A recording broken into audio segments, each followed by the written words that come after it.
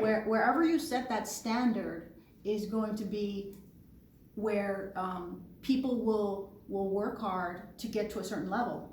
If you increase that standard, then the people will need to work harder. Right. So and I think it's really important that where you set that standard, because I always say, you want to set your standards high because it gives you something to work for. And then once you reach that standard, right, push yourself even farther.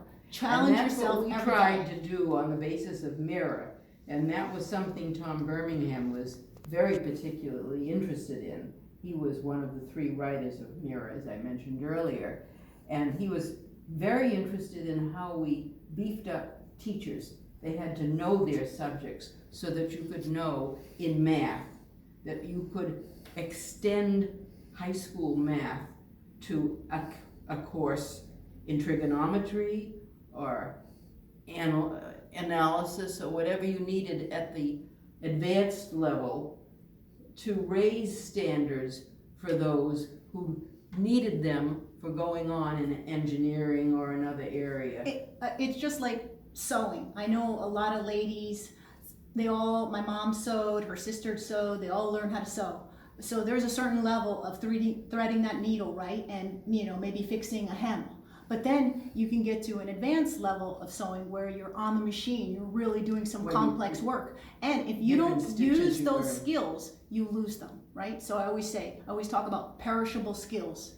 And as you look at the education system, you want to build a foundation that the kids, as they grow into adults, they grow upon that skill set. They don't lose it.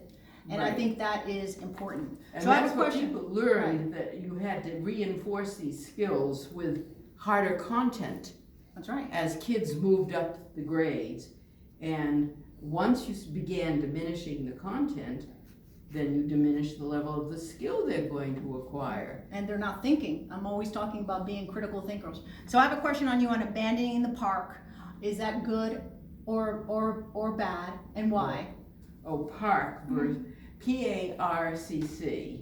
Yes. That's what we're talking about, the testing, which used someone from the Massachusetts Department of Education. We lost so many good people. Jeff Nelhouse was in charge of assessment at the Department of Ed, and then was hired to become the director of assessment for PARCC, one of the 2 assessment consortia. I'm trying to remember the words that were used for Common Core after Common Core was developed.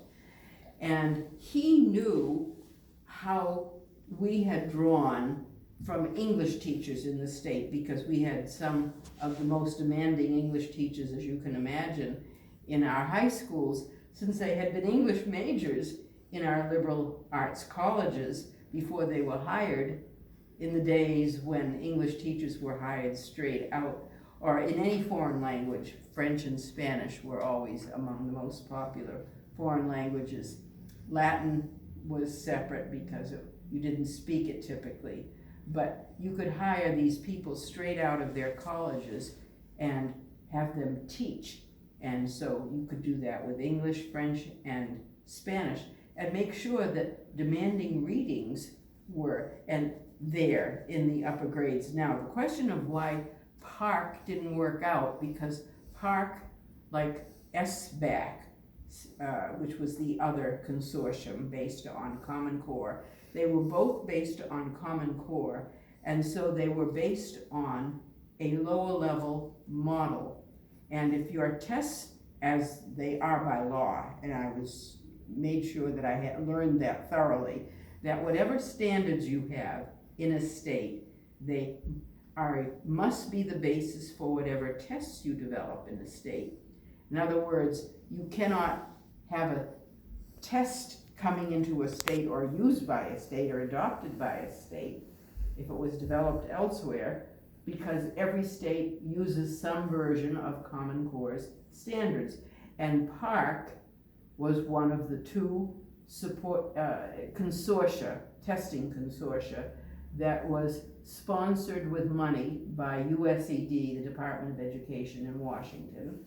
And so you had students being tested with lower level test items based on lower level standards. It's not surprising that we now have widening gaps and lower level average scores on NAEP, National Assessment for Educational Progress, which is a separate testing system sponsored by the federal government that Congress established around 1970 when it saw the first signs of this diminishing of student achievement. And when we saw this decline of student achievement, who do you think, or who was influencing the schools? What do you see back then as? By that time, in most states, your teacher unions and your schools of education were probably the major influences on whatever was taking place in the school. You might have some people denying that they ever had that kind of influence, but schools were always looking to see what their neighbors were doing.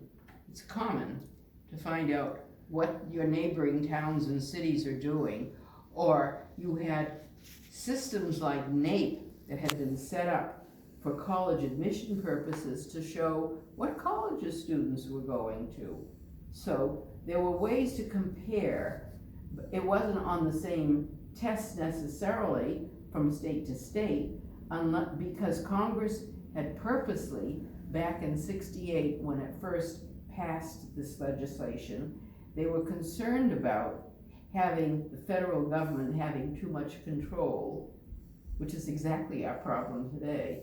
We have a form of central planning that means we have little experimentation taking place that really is experimentation.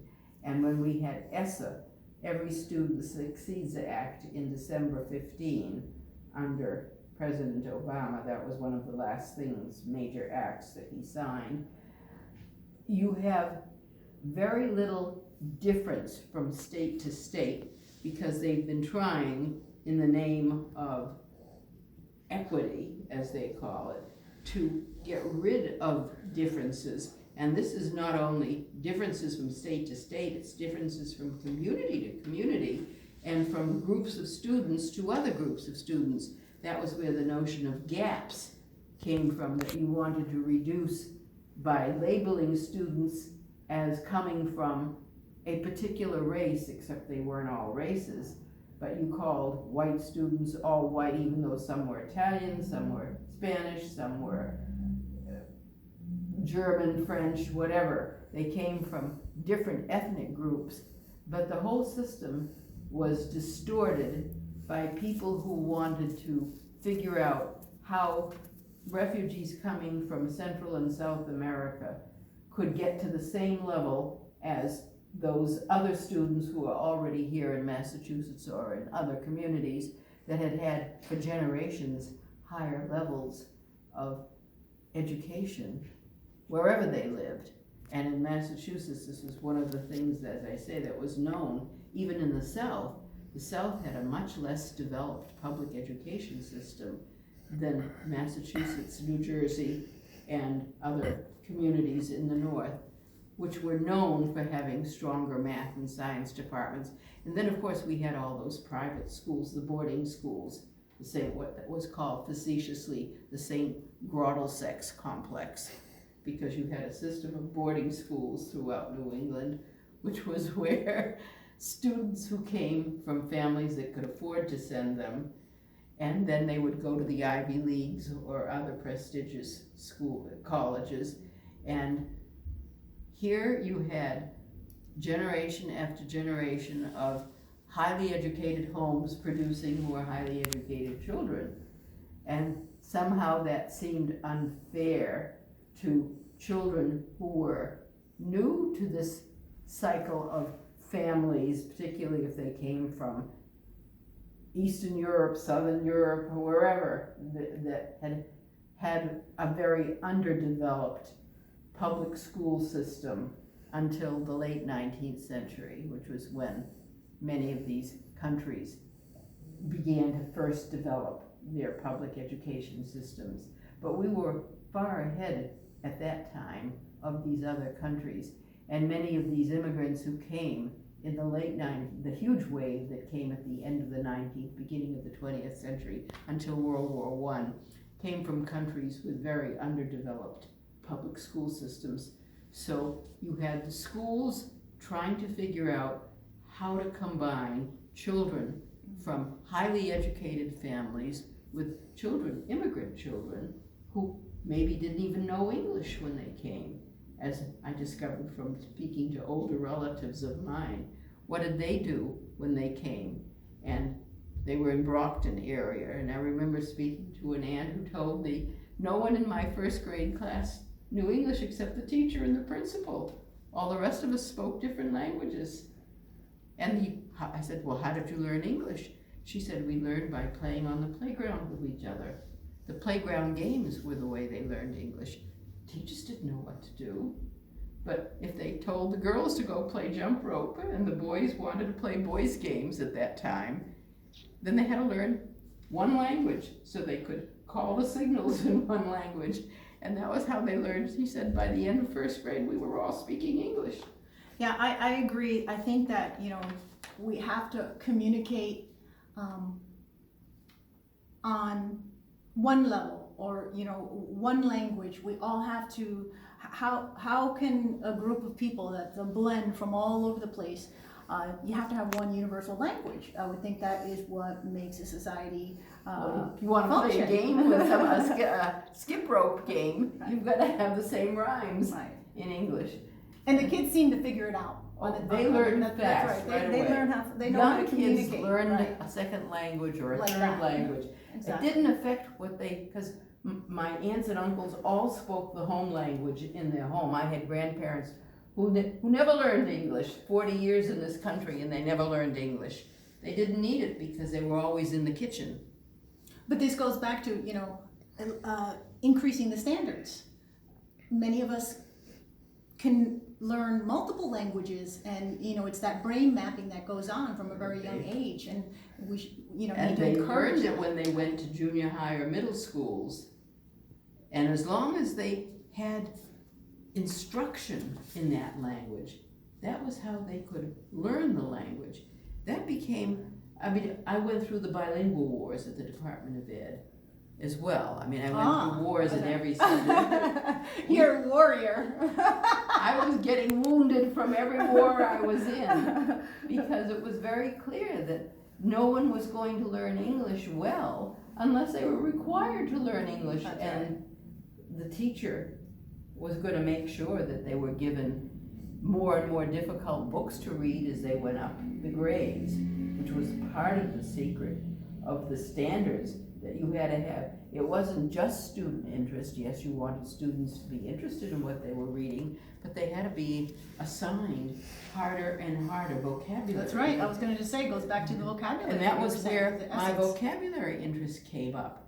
How are we going to get kids to learn the vocabulary of a Jane Austen novel if they weren't able to even read close to a Jane Austen novel? Or to read Mark Twain, or the wonderful humorists that we had in this country. We were blessed to have major writers who had been humorists, but no one could read them at the high school level anymore if they couldn't read the big words that some of them used. Exactly. So we had a lot of problems to sort out, but the English teachers helped to guide what they had had because they had come from good liberal arts colleges. We had had English majors. So tell me, how would you amend MCAS, where teachers teach? Where teachers teach. First of all, you've got to strengthen the teachers. If you want to strengthen students and raise standards, you start with teachers. And that was the opposite of what Common Core did. Common Core started with students. And I never could understand, how do you raise standards if students can't be taught by teachers who know more math, who know science? They're not going to learn that much from projects. They call it project-based learning, if they don't know the foundations, as you mentioned earlier. So you've got to have certain things taught in the elementary school, which was the basis for that, particularly reading, and arithmetic, because I had taught all of that. I had become first an elementary teacher in grade 3, and I understood what it meant to have teachers who could impart the foundations for every subject in the elementary school. And it wasn't just math and English. You had to do the spelling as well. That would be the English. But you had to have kids learning how to spell. How were they going to do writing if they didn't read a lot of English? Because that was an area I did a lot of research in, because there were people who weren't happy to see, and MCAS needs to reflect. If you want a lot of good writing from kids, they've got to be doing a lot of good reading in that language. Doesn't matter what language you're teaching. You don't become a good writer of French if you don't read a lot of French. I became a French major because I read a lot of French literature when I went to high school. We had a teacher who came from Pembroke College, which was part of Brown University at that time. But we had to read major works of literature in high school in French. And from that, I then, and anyone who's taken advanced French courses know that that's where you learn case endings or agreement. You've got to see this happening in English. You've got to see what a complete sentence looks like. You're not going to learn from conversation what a complete sentence is, because no one speaks in complete sentences. Another question I have here, what made pre-Common Core standards better? Because we had a lot of reading that was required. And that was part of the secret. That's a good segue after what I was saying before. I had done enough work in Jean Shaw's reading department to know that roughly 2/3 of what kids should be doing was reading, and writing would be 1/3. You didn't really do much with writing until high school. The essay was taught in grade 9, but elementary school was mainly reading. I remember I was told when I started teaching, which was in the early 50s, first hour was always arithmetic when kids were fresh. If you didn't capture them for arithmetic from 9 to 10, they would never learn arithmetic. I mean, there were some things older teachers could teach you. And then from after 10 until 12 o'clock, until lunchtime, that was reading, some form of reading. But you had to spend a lot of time on reading at whatever level of interest, because there you're dealing with kids' interests too. I mean, you can lead a horse to water, but you can't make them drink. So you've got to you try to have readings that are of interest to boys in particular, who'd rather be jumping up and around and doing other things, as most teachers know. And that was why I was interested in single-sex education in Arkansas, because they were trying to find out what would interest boys who were typically interested in taking care of the roosters, the rabbits, or the horses on their farms. And if you wanted them to become readers, what did you have to give them as reading material to get them to sit and read a book? The girls were more apt to be interested in sitting and reading, doing school games. I wasn't. I was the tomboy, but that is very, very interesting. But older teachers knew that, because they could tell. You know, there was one 5th grade teacher who said, every hour I get all the kids up, we open up the windows and I have them march around the classroom. That's good. Because the boys needed the exercise. Little girls didn't need it as much. Not that they wouldn't benefit from exercise, but the boys absolutely needed that. They were antsy already. She could tell, because she'd been teaching for a number of years. And this was Arkansas, where kids were very friendly with the outdoors because the weather allowed them. So tell me, what do you think the benefits are to going back to paper and pencil? And that's where the testing would be better off, because computer-based testing, which is what Common Core introduced and led to, meant that little kids starting from kindergarten would have to sit in front of a computer to learn how to drop or do what all these little signals and motions are. And it takes a longer time. I mean, there's a question of benefits versus cost, but we're not talking about money. We're really talking about time and energy. And so you want to have kids, that's why they don't begin ballet. I'm switching subjects deliberately, but ballet training begins at about 8, 9, or 10, because you want to see what the developing child is going to have in terms of long legs or whatever. You've got to wait to make sure that you're not committing a lot of time to learning something that will be learned in a much shorter time later on. And music, unless you have a gifted prodigy, you don't start lessons with 2 or 3-year-olds.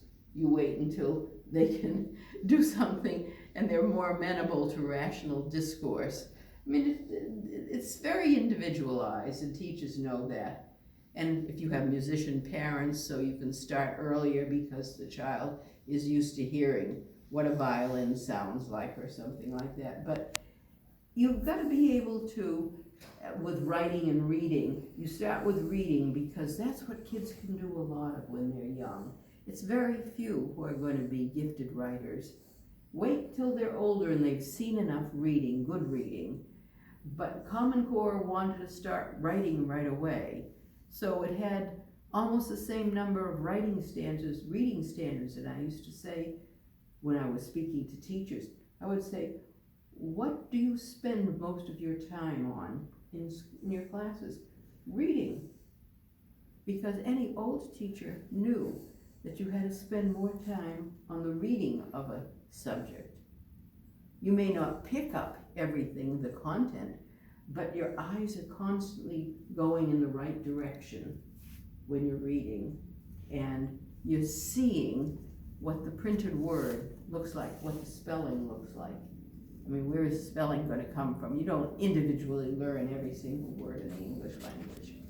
I want to talk about competencies and how important this is, and how competencies have been lowered in certain grades. Skills. Yes. By competencies, this is more recent, because the idea, I think, unfortunately, was that if you turned standards into competency skills, in other words, diminished the content of what you were trying to teach and increased the skill level, that you would get higher academic levels. Doesn't work that way. Little kids need content, and it may not matter that much what the content is, so long as it's content. It feeds into critical thinking. You can't think in a vacuum. You've got to have something to think with in your head in order to do critical thinking about anything. What is missing? How do you know what's missing if you haven't read enough to know that there is something else that might be added? So you have this problem of making sure that you're requiring enough reading and giving kids access to the reading skills, because in the beginning those are skills. There's no content to the phonics or even to the beginning sight word vocabulary that kids do need a little bit of, because how do you learn who, what, where, those terrible words that are everywhere in beginning reading? They're not phonically regular, most of them. So you've got to have some sight word training. I remember helping my own children with some sight words, but you want to get enough regular material, regular spelling regularities, so that they can become fluent with whatever they're doing. But that's part of, now this was connected to competencies. So the idea was that if you lowered the level of the content required and turned the content more into a skill, you would be fine. But I was an amateur pianist, and I took piano lessons because my aunt taught me piano. She was a pianist herself and a piano teacher in the town I grew up in. So I learned that you wanted to be able to have students who could acquire these skills, but the skills would depend upon the content that went with them. You couldn't read a Jane Austen novel with first grade skills. You could read a Dr. Seuss book, Green Eggs and Ham, with first grade skills, because he purposely wrote for first graders. But the words are small. But what are we seeing now with the current level of education and competencies at grade 10? You have some insight into that. Okay. What are you seeing? I asked English teachers, what should we have in grade 9 and 10 specifically, because I wanted their advice on when a kid went from junior high or middle school to a high school in Massachusetts, what did they want to see the kid be able to read? And the English teachers said epic poetry, and I thought, oh my God, what is epic poetry? Well, it meant either the Iliad, the Odyssey, or the Aeneid. That was what they meant by epic poetry. It was a translation of the work of Homer, or Latin. And that was what they wanted all kids to be able to read. So we had a standard for 9 or 10. We left it up to the teachers, but they basically wrote the standard. Tell us the theme, the major characters, or the plot, which would be close to the theme, except the theme is typically used for fiction, for literature. And tell us in your own words what the kids of some epic poem from ancient Greece and Rome. They made it that specific because they wanted to give everyone, by the time they were in high school, a similar background. That isn't anymore part of Common Core. They're not giving kids similar backgrounds. American literature was usually grade 11, so that kids would have a sense of some similarities. Now, I don't know how many of you ever read The Cremation of Sam McGee. I remembered the things that I had read when I was in grade 8 that I enjoyed, only it was grade 8. Or some of the Edgar Allan Poe short stories. He used an enormous vocabulary, but whatever he wrote, what was it, The Pit and the Pendulum? I'm trying to think of the titles. His famous short stories were usually in grade 8 because they were short stories, and they had enormous vocabulary in them, and that was, I'm sure, no teacher ever told us that, but they were trying to develop kids' vocabulary before they went into high school, because once they got into high school, then they would be expected to read mature novels. Now, in those days, it was considered almost contemporary to ask for a George Eliot novel. So we read Silas Marner. It was made fun of years later because this was considered old-fashioned.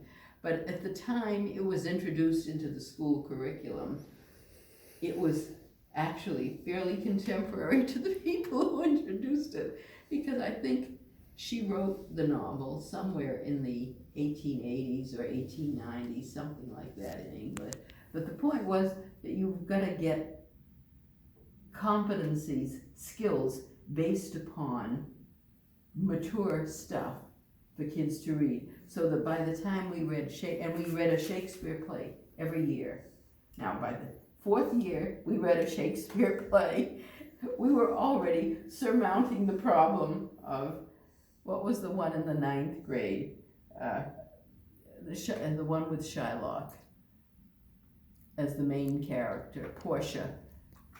I'm trying to remember the titles of them. Because we had a Shakespeare play every year. I didn't have a Shakespeare play every year. The Merchant of Venice. The Merchant of Venice was 9th grade. Everywhere, every town that I knew of taught The Merchant of Venice in grade 9. In grade 10, that was Julius Caesar. Everyone read it everywhere. Julius Caesar. Grade 11 was either Hamlet or King Lear, and then the other one was senior year. So you had a struggle with high levels of poetry as well as vocabulary. And that was what they wanted to give everyone the same background for, so that you would raise everybody. If you just cater to students' interests, you're not gonna get. Right, I mean, right. some kids are gonna be green eggs and ham, even by high school, and other kids will be Hamlet.